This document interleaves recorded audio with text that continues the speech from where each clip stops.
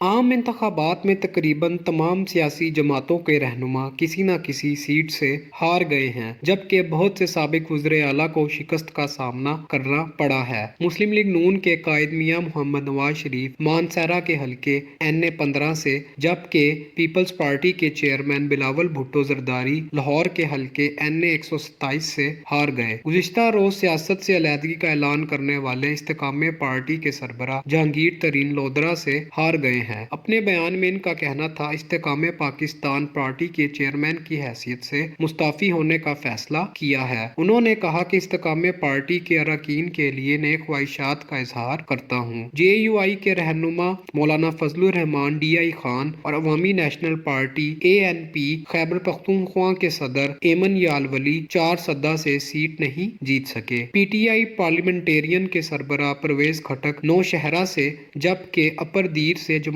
اسلامی کے سابق امیر سراج الحق بھی ہار گئے تھے۔ گزشتہ روز انتخابات میں ناکامی پر سابق امیر جماعت اسلامی سراج الحق نے اپنے عہدے سے استعفیٰ دے دیا تھا۔ سراج الحق نے اپنے بیان میں کہا تھا کہ کوشش اور محنت کے باوجود انتخابات میں مطلوبہ کامیابی نہیں دلا سکا۔ انتخابات میں ناکامی کو قبول کرتے ہوئے بطور امیر جماعت اسلامی استعفیٰ دیتا ہوں۔ پختونخوا ملی عوامی پارٹی کے سربراہ محمد خان اچکزئی کوئٹہ سے اور تحریک لبیک کے سربراہ سعد رضوی اٹک سے، جبکہ Balochistan national party Mengal group کے سربراہ سردار اختر مینگل مستونگ سے الیکشن ہار گئے ہیں۔ انتخابات میں کئی سابق وزراء اعلیٰ بھی الیکشن ہار گئے۔ سندھ اسمبلی کے حلقہ PS 81 میڈ سے اور قومی اسمبلی کے حلقہ NA 227 per G D A کے امیدوار سابق وزیر اعلیٰ سندھ لیاقت علی جتوئی الیکشن نہ جیت سکے۔ سابق وزیر اعلیٰ سندھ غوث علی شاہ خیرپور سے،